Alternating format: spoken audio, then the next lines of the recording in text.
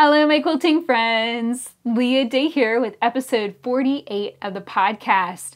And today I'm chatting with Grace from Handy and Crafty. She has a YouTube channel where she shares quilting and sewing tutorials in Spanish. And if you remember a few months ago, I met Luis Sanchez. He does the same thing. And it's really interesting. The Spanish-speaking quilting tutorial YouTubers, that's a really small niche group, and they really know one another, and that's how I met Grace, through Luis.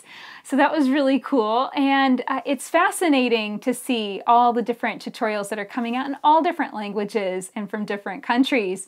So Grace is from Venezuela originally and then lives in Qatar right now, and it's a challenge to get quilting tools and supplies. She talks about that today, and that's one of those things, you know, it's easy to take for granted how easy it is to get things like rotary cutters and fresh blades and stuff like that. So it's nice to talk to Grace and hear her perspective on quilting and learn more about her. So I hope that you're looking forward to this interview and getting to know Grace, and I hope that you'll check out her YouTube channel as well.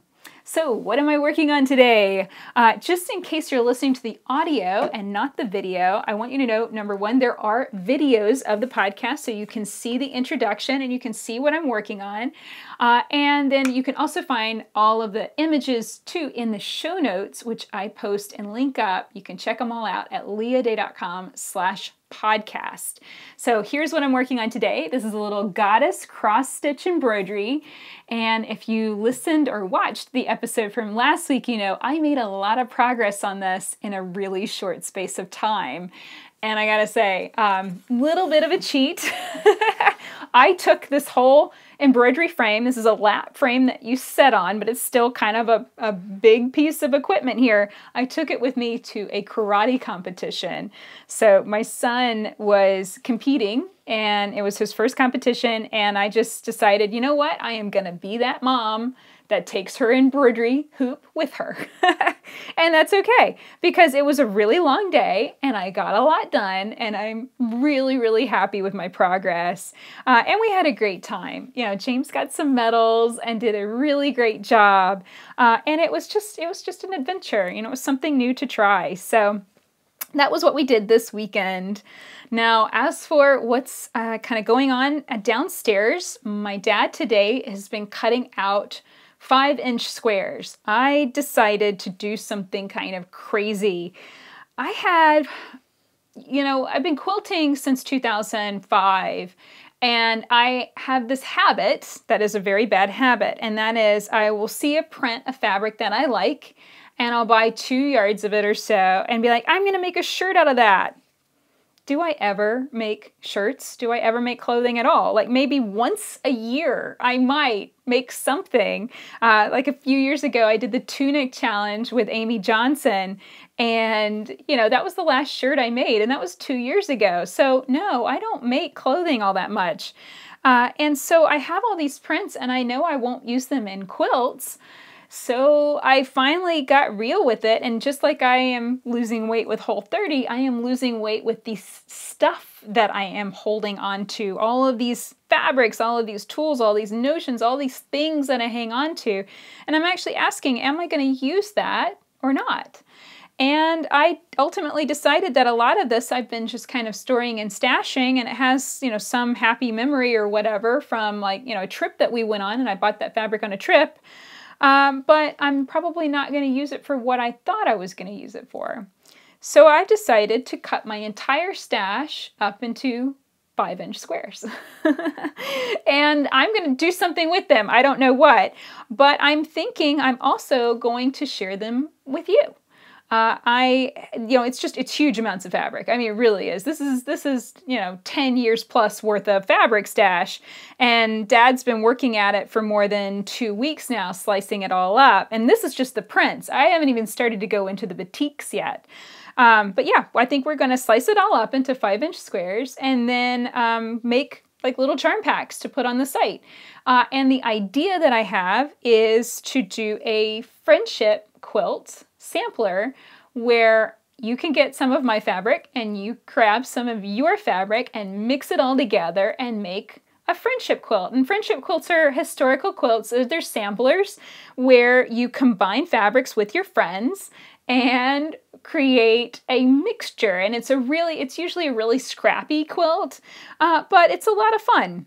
I got the idea from Jenny Byer's quilt album book, the big book of blocks that I absolutely love.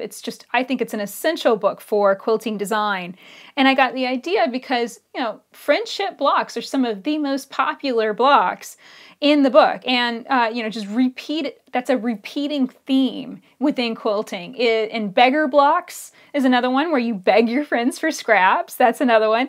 And album blocks where you can sign the block too. So I thought that was really cool. And I've been kind of on a historical kick with quilting.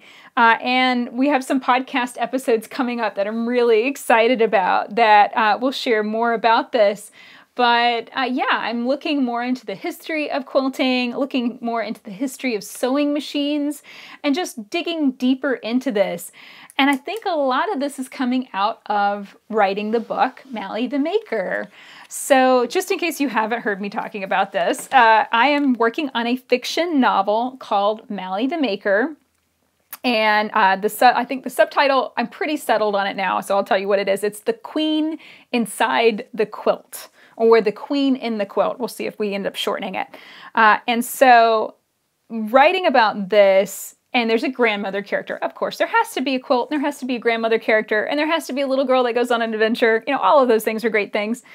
So there's a grandmother character, and it made me start thinking about my grandmother a whole lot. And she had a treadle sewing machine.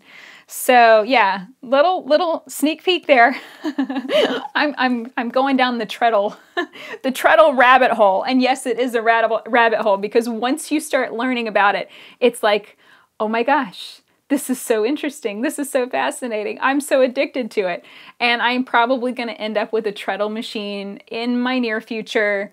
I don't know where I'm going to put it yet, but I'm wanting the project of refurbishing it. So that's something that's going to be coming up soon. I'll be chatting with some different quilters about that too. And that's really exciting. And while I've broken thread here on my cross stitch so I can show you this little find. So of course, looking into treadles, I start looking into treadle paraphernalia, and I found these. There's actually two of them, but I'm really going to show you one.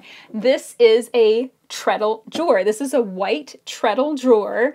And so basically these were designed to, and they have screw holes on the top. So I think that the way that they were manufactured is they would build the cabinet and then they would build the drawers separately, and then they would screw the drawers up into the treadle cabinet. And so it's pretty easy to disassemble it. And I'm guessing that, when a treadle table really gets crummy and falls apart, then you can salvage this off and it ends up still being something that you can make a little bit of money off of. So I found these on eBay, and there's two of them, and they're just so beautiful. It's beautiful craftsmanship. The drawers themselves kind of swirl on the sides. They're kind of curvy on the sides. Now this one is broken, the top one. There is actually on the other one a little latch that stops the drawer from opening. It's feeling a little stuck right now. I'm pulling this out and it's just being, of course, a little bit tricky on me.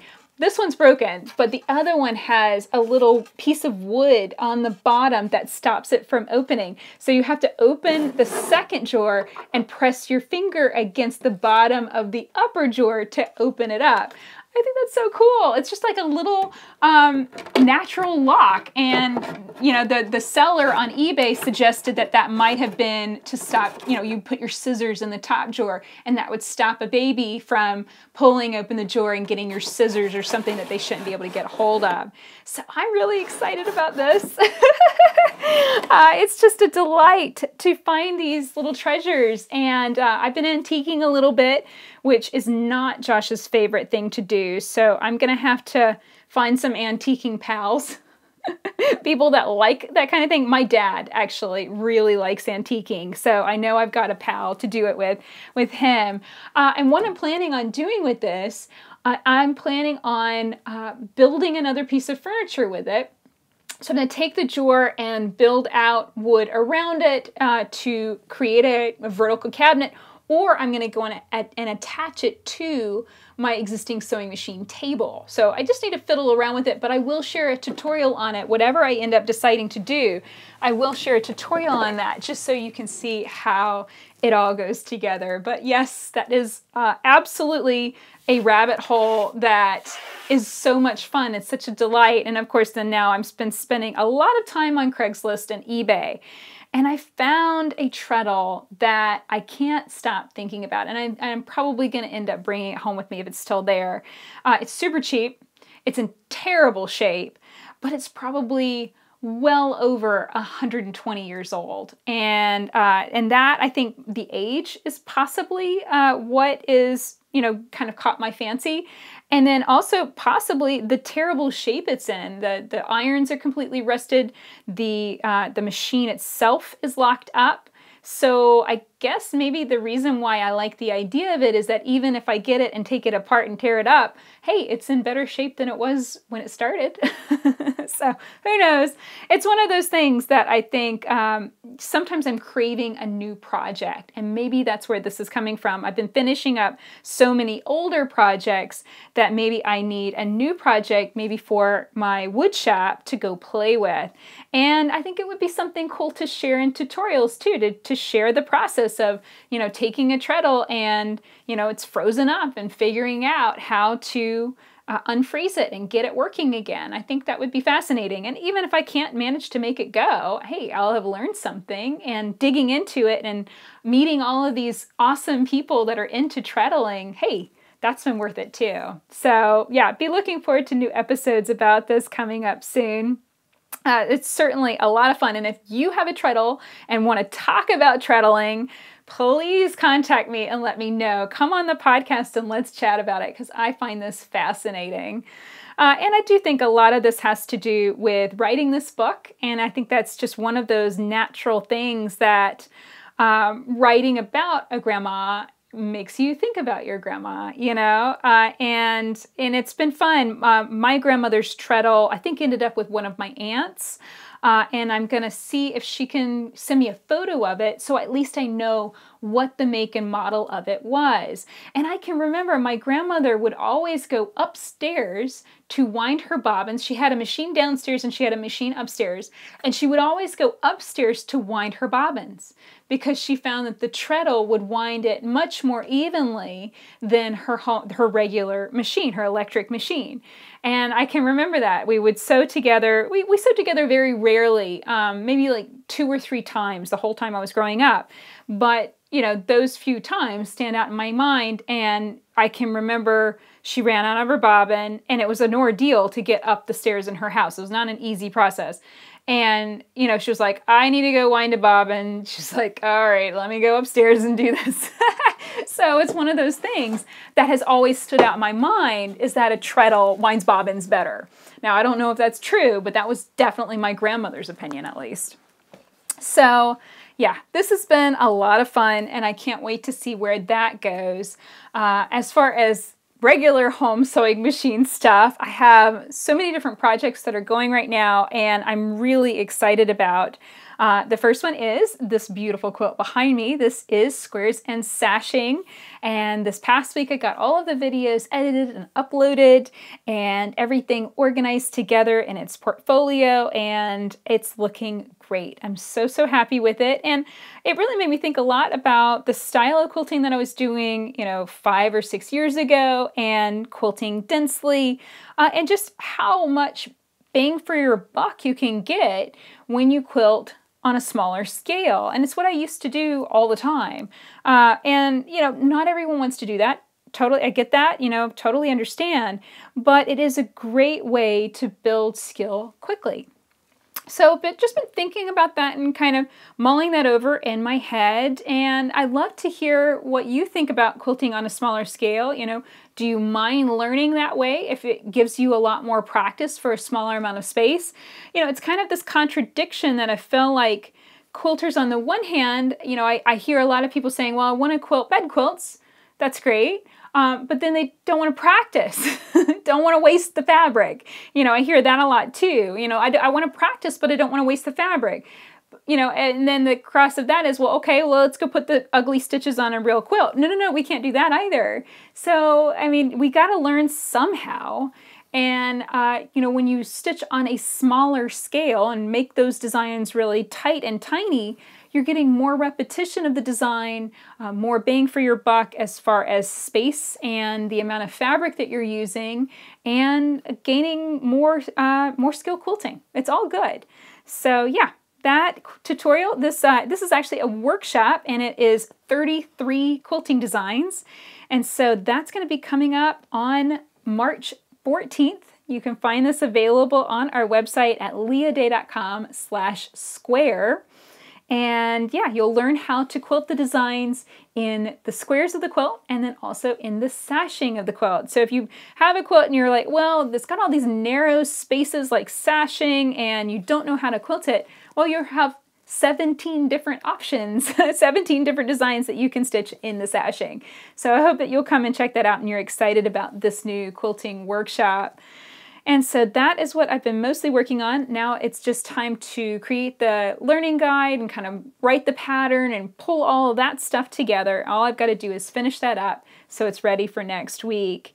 And then the other thing I've been working on is Prism Path, and I got this basted. Actually, Dad basted this for me, but I pieced the back. Yes, I actually bothered to piece the back. I rarely piece the backs of my quilts. It's one of those things that I'm like, oh, just give me a full-size 108-inch wide backing fabric. That's what I usually use. But this is a small baby quilt, and I realized that my heart medallion fabric was just about exactly the right size, but it needed just a little bit extra length. So I grabbed some purple fabric and made that the border. So that, I think, turned out great. I'm really, really happy with it. And then here is my version, my new version of Prism Path. Isn't that bright? I love that. It's like rainbow in the dark. I love this. So the original was a rainbow on cream fabric. It was kind of an off-white. This one I decided to do with black so that way you could really see my lines of stitching. So this is the quilt along that we are starting on April 2nd. So I hope that you're getting excited about this. We're going to be kicking off on April 2nd, and that is going to go really quick. We're going to knock out this baby quilt in like a month and a half. It's going to go really, really fast, and it's such a fun technique. It's a Bargello technique, so it's going to be interesting piecing and then 2 fun quilting designs. And you can honestly probably quilt it in about 2 days. It's that quick, even on your home sewing machine. And if you want to use the same fabrics that I'm using, you can find a batik fat quarter pack with those particular colors of beautiful batik fabric at leahday.com/rainbow batik. And yes, it really does help me out a lot when you guys come and check out these tools and materials and classes and fabrics on my site. You know, I am in business, and this is what supports my family. This is what keeps us going. And, you know, it's one of those things. This has been a very different year because we're doing quilts for our quilt along versus blocks for our quilt along. And Josh and I have both been kind of, you know, feeling our way through this year trying to figure it out because this is just very different. Last year, actually for the last 2 years, we've done basically a new block every single month coming out. And now we have where you can find the pattern is the book, Explore Walking Foot Quilting with Leah Day. And so we had the big book launch, and then now, you know, as we've done the quilt along, kind of, it's just a very different feel. It's very differently financially, I can say. And it's just been an adjustment to try and figure out, hey, is this going to work? You know, are we going to need to do something else?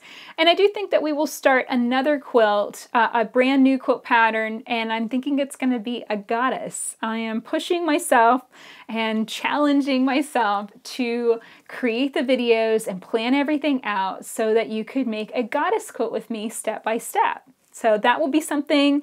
I'm kind of looking at the summer for that, maybe June or July. So let me know what you think. I would really like to know if you'd be interested in doing it'll be a small goddess wall hanging. And yeah, it will probably be slightly more densely quilted. You know, you can get more bang for your buck, like I said, more practice and fusible applique. So all of those beautiful things. And you know, it's one of those, it's just new things to try, new ideas to play with, and then I have another fun quilt that we're going to be quilting along together in the fall, and that is actually going to be something totally different because I am collaborating with another quilter. So here's a little sneak peek so you can get just a little idea of the fabrics I'll be using for this project. And I'm going to be collaborating with this with Sherry Schifaldi Morel, and her website is Whole Circle Studios. We'll be sharing more sneak peeks as we go along, but we both agreed, hey, let's go on ahead and start chatting about this and sharing this. That's really exciting. So she designed the pattern. We kind of went back and forth on colors, and you know, I had a little bit of input, but really it's Sherry's design. She wrote the pattern. I'm going to put a little bit of, you know, my quilting knowledge in there too, and then we're both going to share videos. So you'll get a little bit of Sherry and a little bit of me mixed all in together. So it's going to be a lot of fun, and that's going to be interesting. I've never shared a quilt along with someone, and that will be fascinating for that side of things. And it's also been a lot less work because Sherry did all of the pattern and the design and stuff ahead of time. So that's another thing that I've been working on this week, and just kind of getting ahead and working through that and planning the videos and posts and all that good stuff. And I have to say, it does take months of effort to put a quilt along on. It's not something that you can just wake up one day and jump into. I have done that actually, and it didn't work out very well. That was the Express Your Love quilt along in 2013, and it didn't go very well at all. That's another project that I need to get out of its weird unstuck state, well, stuck state right now. But yeah, I have done that in the past. You have to really plan and get everything organized and know what's going on and know what's happening, and really think through every step of the process. And it's taken me, you know, 5+ years of quilting along to really know what I'm doing and feel like, you know, kind of gauge how things are going with the group and see how quilters are working with it. So it's one of those skills, I think, just like everything else, just like photography and making quilts and piecing with a 1/4-inch seam allowance, managing a quilt along is just another skill to learn and master and grow with. And I'm excited to be quilting along with someone else. I'm excited to be sharing Sherry with you and seeing her quilting style, and, you know, just expanding that world, expanding, you know, the way that I do videos and all that good stuff. So that, oh, I have a few tutorials that I wanted to share with you, just a few sneak peeks. One thing that kept coming up, it was kind of just a funny fluke. I have been really annoyed by holes in my socks. I know this sounds weird, but I only ever wear out the heel of my sock because I kind of walk hard on my heels. And it just really started to annoy me this fall. Why only the heel? And it would just wear out right there, and the whole sock was still brand new. And I kept thinking, you know, I really should try darning. I really should try darning my socks myself, because darning was the precursor to free motion quilting. Basically, the reason we have a darning foot is because quilters used to darn their clothes. You know, pretty much everybody used to darn their clothes to fix it so that they could continue to wear it and wouldn't have to throw something out just because it had a hole in it. So I finally did. I sat down one morning and I was just like, this sock is annoying me. And I sat down and darned my sock. Now, of course, if you really wanted to make this seamless, then you would match your fabric and match your thread color, and then you could barely tell that the sock had been darned. But it was a fun adventure, and I'll be sharing a tutorial on this next week so you can see how to darn your socks and clothing. The toe of the sock, I did play with that, and I darned up one of James's toes because he busts through the toes of his socks, not the heels. That is tricky, and I'm still playing around with the best hoop to use to, you know, get that and be able to stitch the toe of the sock, because you've got to bunch the whole sock up in order to get to that. And I'm trying to figure out the best way to kind of open that out and you know, make it nice and flat so that way you can actually stitch it without it getting in your way. So still kind of playing around with that a little bit as I experiment, but it's going to be a lot of fun to share that tutorial. Now, another fun project that will be coming up in a tutorial in 2 weeks is the twisted square quilt. So this is going to be our free quilt pattern for this month. So I hope you're looking forward to it. And this is really weird, and it keeps twisting my brain up just a little bit, even describing it. So on one side of the quilt, we're going to have a rainbow road quilt. I'm still playing with that name. We'll see what it ends up being. Might be rainbow stripe. I don't know. Basically, it took all of my 2.5-inch strips, sewed them together, and created a big rainbow quilt. And that turned out great. And then that was really made to match my Twisted Squares fabric. So if you remember, this was something that I designed in the summertime, and it was really just a tangent, just to have some fun and play around with fabric design. And I shared the Twisted Squares free motion quilting design, and then shared the fabric too. And my idea with it was I made the Twisted Squares nice and big, so they were on a big scale. And the idea is you could take that and that be your backing fabric, and you could quilt it though in reverse. So the backing fabric would be on top of the quilt and quilt that face up so you could see the back, and then the design would then end up on the front too. So yeah, that kind of twists up my brain just a little bit whenever I think about it. So this is going to be a lot of fun, and I already got started with this, and it's turning out beautiful, beautiful, beautiful. And I love working on it. It's so easy because it's basically just stitch on the lines on the fabric, and so it's moving really quick. And it's one of my favorite quilts. I gotta say, this is the year of rainbows. I'm letting my rainbow flag shine. I've always loved rainbows ever since I was a little girl. Like, my dad can tell you, it was all rainbows and sunshines, and everybody had a smile like bigger than their face. That's what I love to draw. And I love rainbows. It's just my thing. So I don't know why, but that just ended up being, I end up sharing a lot of rainbow quilts this year. So that's going to be a tutorial coming up soon, and checking in on this and looking at these different things. I had that Twisted Square quilt done and basted and out here in the cottage waiting to be quilted for 2 months. And I got an email from a quilter, and she was really polite. This was actually back in the fall. She said, "When are you going to share that Twisted Squares tutorial?" And I said, "Well, I don't know. I hadn't pieced the quilt yet." And I said, "I don't know. I'll get around to it." And I kind of prioritized that a little bit and got the quilt done. And then she emailed me a couple weeks ago. I was like, "Did you ever post that Twisted Squares tutorial you promised?" And, I had to recognize that I am really bad about setting priorities for the things that I want to make. And I really wanted to make that quilt. I love that quilt. It makes me smile every time I see it. So why didn't I quilt it? Why wasn't that on the top of my list to come out here and quilt it and shoot those videos?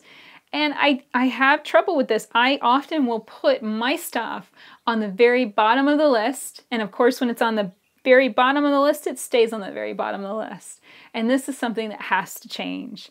And I'm actively working on it this month. I really want to start sharing things that really are what I want to share. It's not just, hey, I think that'll do well, or hey, I think people want to know how to do this, but hey, I really want to make that. There's a different feeling to those tutorials that I really want to make, that I really want to create, or designs that I have been just feeling that urge to play with, that kind of thing. So that's really something I'm working on. And I'd say, this is something I see from a lot of people, that are creative and try and turn it into a business. We figure out what works and what supports the business, and that might not necessarily be the thing that we love the most. And, and there comes a time that I think that you have to start going, okay, well, at what point am I going to make this business, reflect me, and my goddess quilts, I kind of sometimes feel like those are always shunted to the back, and they're always the last thing that I talk about, or they're always the last thing that I mention, and they're really the first thing on my mind, so I'm trying to sort this out and fix that and reprioritize. So that's that's better reflected both on my website, on my blog, and what I'm sharing and what I'm doing. You know, it's just like this little goddess embroidery. You know, I won't get it done unless I work on it. So I hope that you're excited about all of these things that I've shared, and you're excited about this new month and these new tutorials that are coming soon. I'm trying to work a little bit more in advance, so it's a little bit less, you know, on the wire right at the right on deadline, and then also because I can give you more sneak peeks, which gives you another reason to watch the podcast. So I'm trying to be a little bit better about that, just so that way you know what's in the pipe and you know what's coming. And then of course I love to hear from you and know about the things that you're interested in hearing and seeing and learning about with quilting. It's a fascinating hobby, and this is the thing that I love about quilting the most, is that you can dive into so many different things with quilting. It is such a vast and amazing world. You know, just contemplating art, you know, digging into art quilting for a year is that's not even enough to scratch the surface with what you can do with fabric and paint and, you know, just even pleating and playing and tucking fabrics. You can do so many amazing things. So I love this adventure that I'm on, and I wouldn't want to be doing anything else. So thank you so much for listening and enjoying this introduction and hearing what's going on with my business. And of course, if you'd like to support the Hello My Quilting Friends podcast, come and check out my website at leahday.com/shop. We have books and tools, video workshops so you can learn how to quilt with me, and many other things to help you with quilting your own quilts. So come and check that out at leahday.com/shop. And now it's time to meet Grace from Handy and Crafty. Hello, my quilting friends. Today I'm here with Grace Medina. Welcome to the show, Grace. Thank you, Leah. Thank you so much for having me here. You're welcome. Now, a little introduction. Grace makes quilting and sewing tutorials for YouTube, but she teaches in Spanish on her channel, Handy and Crafty Sewing with Grace. Grace also lives in Qatar, so we're going to talk about what it's like to be a quilter living in the Middle East. So let's begin with my favorite question. What are you working on right now? What's on your sewing machine? In my sewing machine is something that I'm preparing. It's a cushion that I'm preparing for Valentine's Day for my YouTube channel. And I'm working on the quilting right now. I already did the piecing, and I'm doing the quilting so I can prepare the cushion. So this is what I'm doing now. Excellent. And which is your favorite part? What's your favorite thing to share a tutorial about? Honestly, I think teaching the piecing part. I think I'm a piecer. Even though I love quilting, I like teaching how to put tiny pieces together and make something great and make art with that.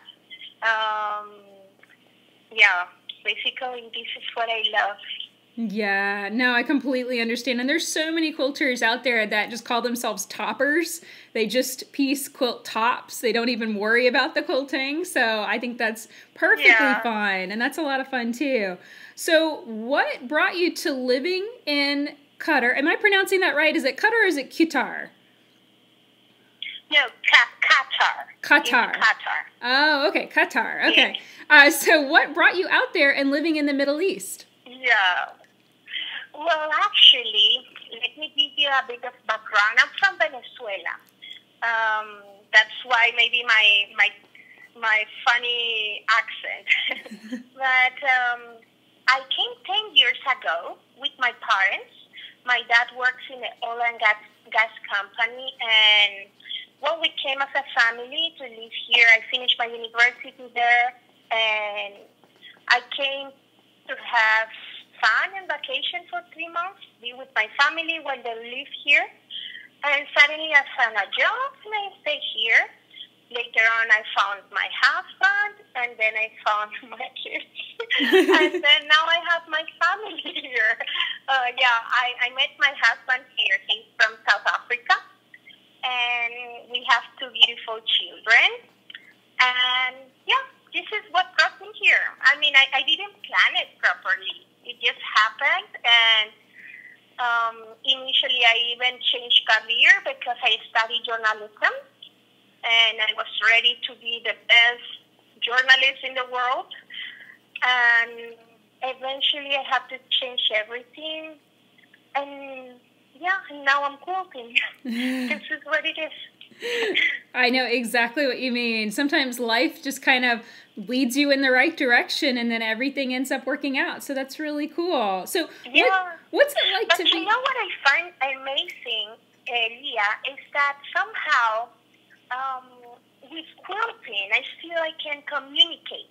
And eventually I studied journalism to learn how to say things in a proper way and how to inform people about certain things. So I don't know, but I feel like I can be a journalist while quilting because I can express myself, but kind of like in a journalist way. Yeah. You know, like a journalist needs to answer 5 key questions in their information, like what, who, where, how, and where, how. Yeah, all the double questions and the age question. So, but with quilting, I kind of try to do the same. Like, okay, what am I doing? And every time whoever asks me about quilting here, I try to explain those questions. Like, what am I doing? Who I'm doing that to? And how am I doing it? So, I don't know, but I feel so interesting that I don't feel I'm not a journalist while quilting. I feel I can do the same. And in my YouTube channel, I actually practice it. I try really to teach in a way that people can understand, like if I'm writing a news. So it's kind of weird, but I think this is my chain of thoughts. Yeah, I completely agree, and that's so cool. I'm going to start thinking about that when I plan my next video. I'll be thinking of you and be like, okay, what's the who, what, how, where, and when, you know, of this tutorial. Really, so that's it's very connected. Yeah, absolutely. So tell me, what is it like to be a quilter living in Qatar? So is it easy to find fabrics, or have you struggled? It's a journey because the problem in Qatar is that we don't have quilting shop. We don't have quilting stores. We just have like tiny fabric stores. We have a beautiful fabric market where we get fabrics from India, from Japan, from China. I can't complain about that. I can find any fabric I want, 100% cotton or rayon or whatever I want. Now, the problem is with the notions. And some things, for example, rotary cutter, it's very hard to find it here. So, and I cannot ship a rotary cutter from Amazon because it's not allowed, the shipping thing. So I need to bring with someone that travels somewhere else to Europe, and can you buy me a record cutter? And they buy me and bring it here. So it's kind of weird. I mean, you kind of need to find a way to get your things. All my rulers was through friends that were traveling also. Like, can you buy this for me? Okay, yeah, and they bring it. Regarding like machines and that kind of thing, also we have a Marina shop here and some other brands, but they don't sell quilting machines, sewing machines. They just sell the basic ones. Mm-hmm. So it's not easy. I mean, mine 2 machines are. I bought it from a lady that is from Australia, and then she was selling it, and she's a quilter, and I got it. I mean, I was lucky. But it's not that easy here. The threads, for example, you cannot find the most common brands. So what I do is I started experimenting with embroidery threads and cotton threads or rayon threads, and whatever works for me that doesn't break too often, then that is what I use. It's a lot of experiment. It's a lot of even some fabric. It's not that easy for me to find quilting fabric, so I buy a lot online, but the shipping is so expensive. Yeah. So what I do is I try to, I even have done quilts from another type of fabric. And it's kind of interesting because you learn how, okay, even I put some interface and then I quilt it. And it works. I mean, I don't know, somehow being in Qatar made me explore and understand that quilting goes beyond tools and fabric. It depends on how creative you are and how flexible you could be. Absolutely. To make the best of what you have. Yeah, and it sounds like it's making you more creative and trying new things and experimenting. All of those things I absolutely love. That's great.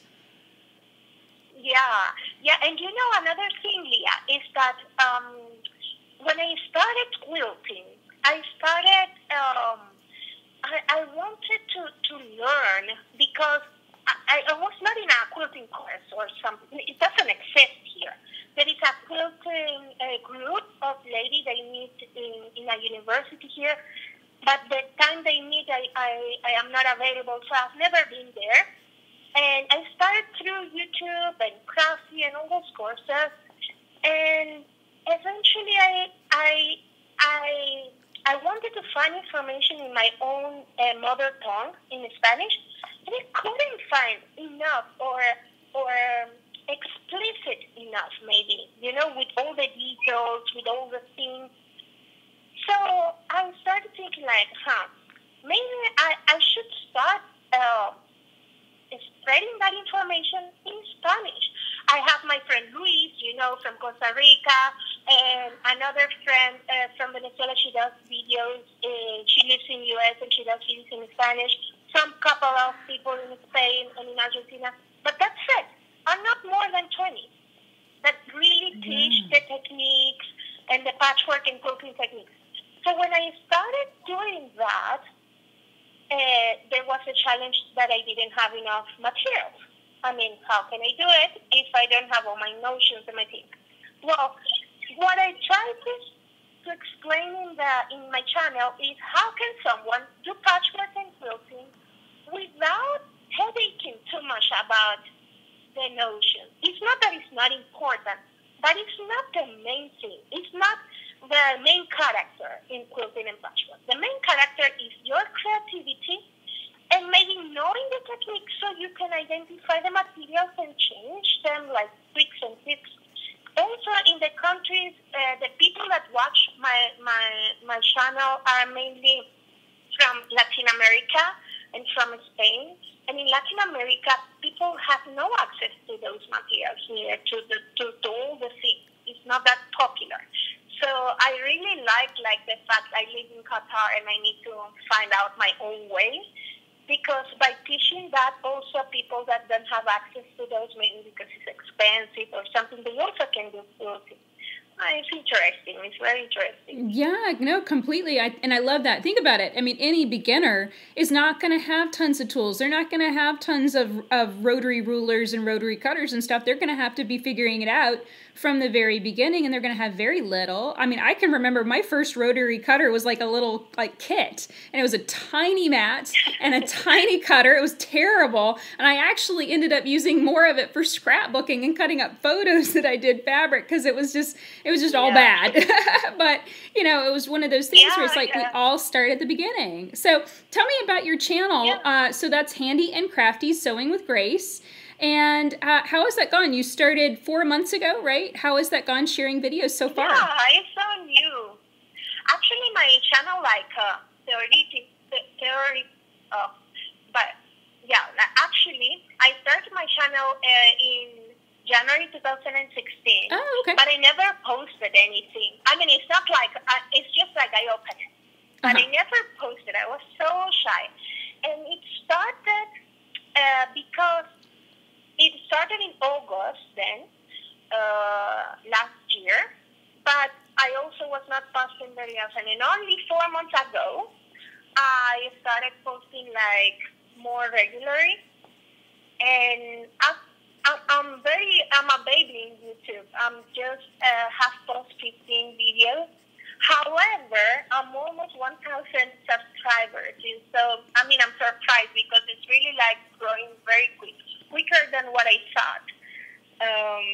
I never expected it was going to grow so quick.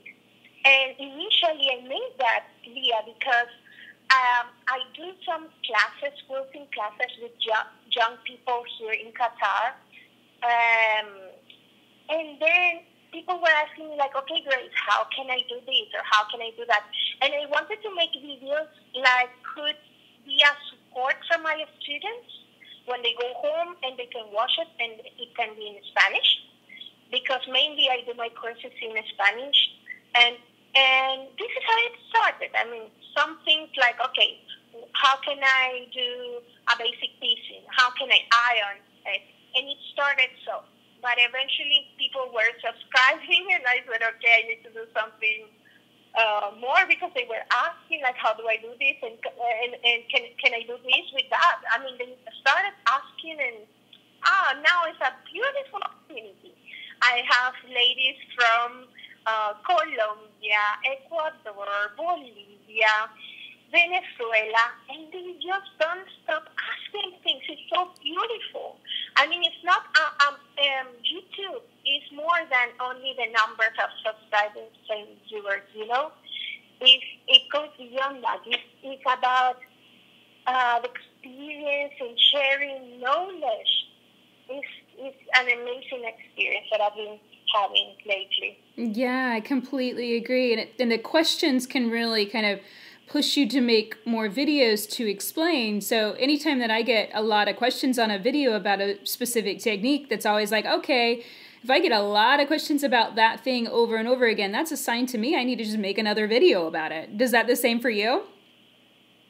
Yeah, exactly. And actually, when I think about when I do my editorial planning and I think, okay, I'm going to post this next week and the other week another thing, now, lately, I'm just answering questions and making videos out of those questions because it's what they need. At the end, I understand that my video is for the audience that is listening to me, right? And if they have questions, why not to make videos? I love making videos in detail, you know? Mm-hmm. I cannot talk too less. I need to explain in detail. And I don't mind if I go beyond 10 minutes. And I think this is what is kind of making the difference. Like, I really explain in the way that I would like someone to explain it to me. With even, you know what? Yeah, even when I made a mistake, I show it. And I said, look, guys, don't do this. This is what happens when you do this. So rather do that. Because this is the real life. I honestly go for the real quilting time. When you quilt, you make mistakes. Anyone makes mistakes or saw something from the back, the backing, you know, and saw something wrong, and that maybe when you do the binding, something goes wrong. I try to show that so they can know how to do the troubleshooting at the end of the day when they do their own things. Really, I don't know, and I think they like it. This is something touchy, I think. Yeah, completely. And I think that having your audience be the guide is a great way to build your channel because that lets them know that you're really responding to what they want, and that's probably why you gained so many subscribers so quickly. You know, that's the struggle now. YouTube has changed the rules, so it's harder to build a YouTube channel that's successful. And I think what you're doing is tapping into exactly what Spanish speakers are wanting to hear and wanting to see when it comes to quilting. So that's wonderful. So quick question, what is your favorite quilting video that you've shared so far? You know what is my favorite? I think is the one that I posted maybe 2 weeks ago, that it was explaining the difference between quilting and patchwork. And it's not that complex and something, but I had so much fun thinking about it because, you know, I noticed that in my audience, everybody was confused about it. and when they were talking or asking, they asked me, okay, well, how do you do the patch in a patchwork? How do you do the sewing part? And they were they were mixing the definitions. And when I had to think, okay, how can I explain that? I started thinking again as journalist, like, okay, I will do that by section. I will explain the difference in the fabrics, the difference in the machines we use, the difference in the technique we use, not only like the definition. And it ended up being a nice video, even though I thought it was going to be like 3 minutes explanation. No, it ended up being, almost 10 minutes explaining in different areas the differences between patchwork and quilting. And it was beautiful. I enjoyed thinking about it, It was not something I read. Based on my experience, I explained that, and people loved it. It's one of the videos that people watch it until the end, majority, and it's surprising because I have other videos where it takes me like 3 days recording first all the tutorial, the steps, and then all the voice and the intro and the outro, and then all the voice off, and at the end editing and all these things. And this video that was simpler, maybe was more successful, and for me was very like I don't know.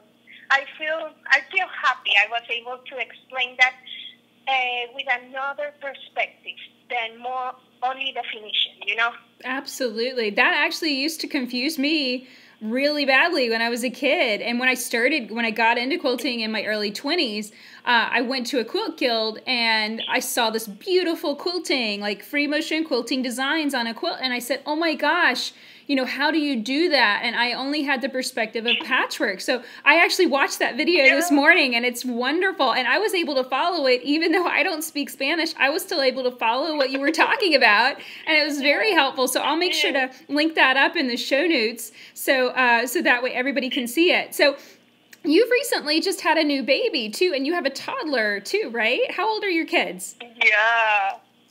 Well, my baby girl is 1 year old. And my boy is 4.5 already. 4.5 and a 1-year-old. Wow, that is a lot of work. I can remember when James was around those ages, and it was kind of a constant kind of running around him, at his nap time and stuff like that. So tell me how you manage, your 2 babies, taking care of them, and of course recording and filming for YouTube and writing up these tutorials and stuff too.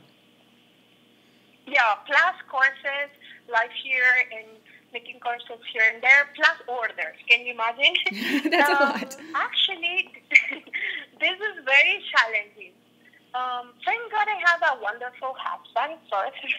In our free time, he takes care of them. And because you know what happened. I will tell you something. I don't know if it happens to you and to you guys that are listening to this, but quilting for me is like a therapy. Mm-hmm. It's like my time for myself. It's something that relaxes me, that, I don't know, some other people like cooking and that is what they like to do, and some other like makeup. For me, being in my workshop, sitting and thinking and what am I going to do and all these things is my own time. It's my I don't know, my stuff.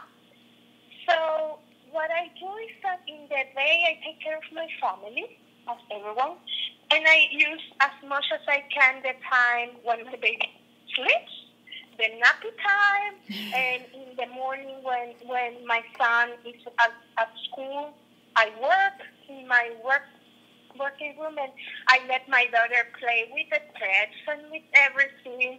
She messes all the time while I'm recording. Thank God. Most of the time I try to record the steps without showing my body. So I just show my hand or what I'm doing in the machine. So it helps me to take care of her while working. And when I need to keep on recording the other parts, my husband helps me. I mean, I kind of try to insert that part of my life within my own life. And it works. I mean, I don't feel like so heavy. I don't know. I try to go with the flow. When I get some chance, let me quilt something. I will record it. And I kind of have targets per week. This is what is working for me now. I say, okay, this week I need to finish this, I need to record this, I need to edit this. And then it works. Eventually I cannot on Monday, okay, I do that on Thursday or on Tuesday. Okay, and then like this. It's not that strict, it's more flexible because at the end my priority are my kids and my husband and cooking for them and taking care of them. But it's possible. I mean, it's completely possible. Absolutely. Yeah, there was something that I heard recently is it's all like juggling different balls, so you make sure that you can juggle what you've got in your hands right now before you add anything else.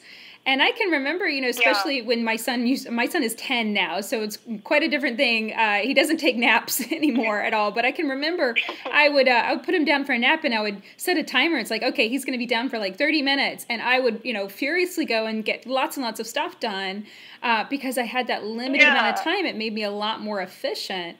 So yeah, it sounds like you have a wonderful balance and a wonderful thing that you're doing with your family. And I completely agree. It's great to be able to take that time for yourself and have that quilting time just for you. And that's excellent. Yeah. So what are your plans for future videos? Are you going to start working in a series, or do you like sharing single tutorials? Like, what's your favorite type of tutorial to put up and share?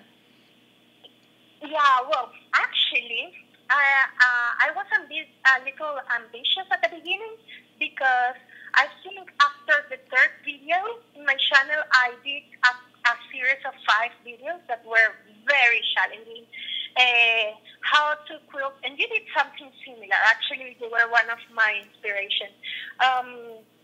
Making a big quilt, king size, in your sewing machine, the small one at home, domestic sewing machine.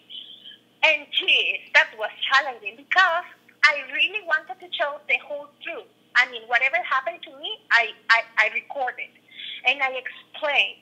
Okay, if this happened to you, even when I didn't get all the materials or couldn't find the batting that I wanted, for example, and I used acrylic batting, and this and that. It was extremely challenging, but I loved it. I mean, and my followers were just with me, Sometimes I couldn't post the video at the day I needed to, and they were asking, Grace, what happened with your quilt? Did you finish it? Because I started mine, but you need to post so I can continue. It was so cool. I love series of a topic. And I think this year I will do more of smaller videos talking about a big topic, because I think that helps more than teaching a little bit of this and a little bit of that, at least to my audience. I mean, I can notice that the people want to know, for example, now, yesterday I posted something about, the mobile case. And then people keep asking me about technique. Okay, but what did you do here? Okay, but how did you do that? So I guess that the series style is maybe what my audience is needing now. And I'm feeling like trying to satisfy their needs. I don't know, but this is what I think I'm going to be doing now, like checking what do they need and helping them, because this is what I do in my classes. I help my students. And somehow this is how I'm seeing my YouTube channel, like helping them to do their quilts. Mm-hmm. So I love series. Simple things. I love talking in a simple way. I love talking like if I am explaining that to someone that has no idea. Even though some of my subscribers, they are experienced quilters. And that surprised me because for sure they know more than me. But I really like the simple way of explaining. And I don't know, I always say that I do in this way. Maybe they can teach me and show me, send me a video, how do you do it? Maybe it's better. Because I think this is key in this social media, the interaction. I mean, learning. Don't think that we know the best. And no, we can learn always something new. So series is a go-to this year for me. And simple way. a simple way of talking and explaining. This is what I really love. Absolutely. So that's pretty much it. All we have time for today. So I want to ask you the question I ask everybody, and that is, what are you most looking forward to in the next 5 years? I want this quilting and patchwork adventure in my life to grow. Yeah, I think, this satisfies me too much, and I will pursue this more officially, maybe, like in the way I'm planning to make materials in Spanish for all the quilters that may not have access to information in English. I really want to support my Spanish community and help them. I don't know, I'm thinking about help them with, even I'm thinking about writing a book and talking about this beautiful art to them in a simple way, in my spontaneous way. And book is there in the next 5 years. Patterns, sew along and quilting along, all those things, I want to introduce that to them because it's so new for them. Quilting, they thought, oh, okay, what's that? It's so new for many people, even though this is an old thing in America and in Australia and in England. In Latin America, it's not well done, well known. It's not well known. So I really want to support that. Yeah, I think that's wonderful, and I wish you the best of luck with that. Let me know about your book. I would love to know about that and help you with this publishing process if you're going to self-publish it. I love writing books and sharing that too, so that's going to be wonderful. Thank you, Leah.